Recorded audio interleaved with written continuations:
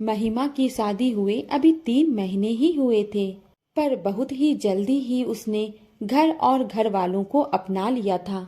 साथ ही वह घर के लोगों की नई नई आदतों से भी वाकिफ हो रही थी। महिमा के ससुराल में उनके साथ माया जी, जेठ जेठानी और उनका एक बेटा तरुण, महिमा का पति रोहन और महिमा थी। महिमा को अपने परिवार में कोई परेशानी नहीं थी।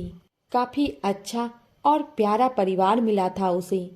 बस एक चीज थी कि महिमा अपनी सास से बहुत डरती थी।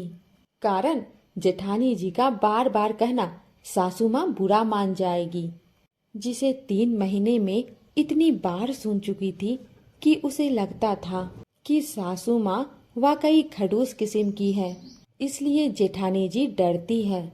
आखिरकार उनके पास सासू माँ के रहने का 5 साल का एक्सपीरियंस है, पर इन 3 महीनों में उसने कभी भी अपनी सास को लड़ते झगड़ते नहीं देखा और ना ही कभी ऊंची आवाज में बात करते देखा। महिमा हमेशा कंफ्यूज ही रहती। जब महिमा शादी होकर आई थी तब भी जेठानी जी बस सासू माँ की बुराई ही करती रहती थी, जिससे महिमा को भी लगने लगा था कि सासू माँ तेज तर्रार और गुस्से वाली है।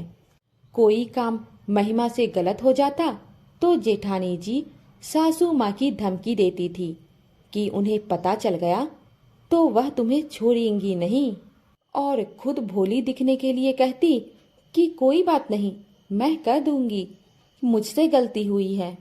अभी कल ही की बात है, दोनों देवरानी जेठानी बाजार शॉपिंग करने के लिए गई थीं।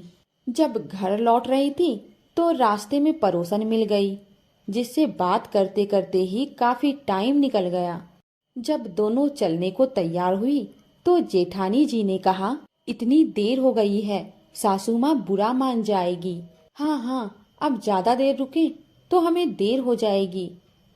हे भगवान, आज तो पक्का डांट पड़ेगी। शॉपिंग करके दोनों जब घर पहुंची तो देखा सासू माँ तो जेठानी जी के बेटे को उपमा खिला रही है, जो शायद उन्होंने ही बनाया था। उन्हें देखते ही बोली, आ गई तुम दोनों, मैंने तुम दोनों के लिए भी उपमा तैयार करके रखा है, फटाफट हाथ मुंह धोकर पहले नाश्ता कर लो। ऐसा कहकर वो फिर अपने काम में मग्न हो गई। महिमा और जेठानी जी सामान रखकर हाथ मुंह धोकर उपमा खाने बैठ गई। उपमा खाते ही महिमा ने कहा, मम्मी जी, आपने तो वाकई बहुत अच्छा उपमा बनाया है। अच्छा, तुम्हें पसंद आया? चलो, जब तुम्हारी इच्छा हो बता देना, मैं बनाकर खिला दिया करूंगी। महिमा उनकी बात सुनकर हैरान रह गई। क्या वाकई सासू माँ इतनी गुस्सैल है कि जेठानी जी हर बात में सासू माँ बुरा मान जाएगी कहती रहती हैं? उसके मन में यही उधेड़ बुन चल रही थी। रात को जब महिमा अपने कमरे में सोने गई तो उसने अपने पति रोहन से कहा, रोहन जी, मुझे एक बात समझ में नहीं आती। मैंने 3 महीनों में कभी भी मम्मी जी को गुस्सा करते नहीं देखा, ना ही ऊंची आवाज में बात करते देखा।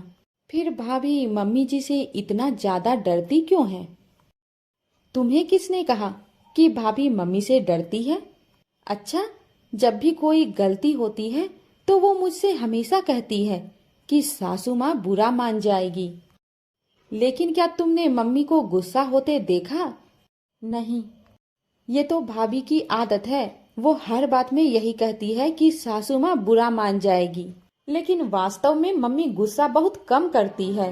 वह तो भाभी को कभी किसी काम पर टोकती भी नहीं। लेकिन कुछ लोगों की आदत होती है खुद को बेचारी और दूसरों को अत्याचारी बनाने की। इसका कोई सॉल्यूशन नहीं है। वैसे भी जो लोग हमें जानते हैं वो अच्छी तरह से जानते ही हैं कि कौन कैसा है। तुम भी दिल से यह बात निकाल दो कि मम्मी हर बात में बुरा मानती है। तुम उनसे बेहिचक अपने दिल की बात कह सकती हो। रोहन के समझाने पर महिमा को समझ में आया कि सासू माँ बुरी नहीं है, वह तो बस बहू के बोल वचन की मारी है। कुछ लोगों को जानबूझकर खुद को प्रताड़ित दिखाने में मजा आता है। शायद जेठानी जी उन्हीं में से एक है और ऐसे लोगों की आदत छुड़ाना मुश्किल ही नहीं नामुमकिन है।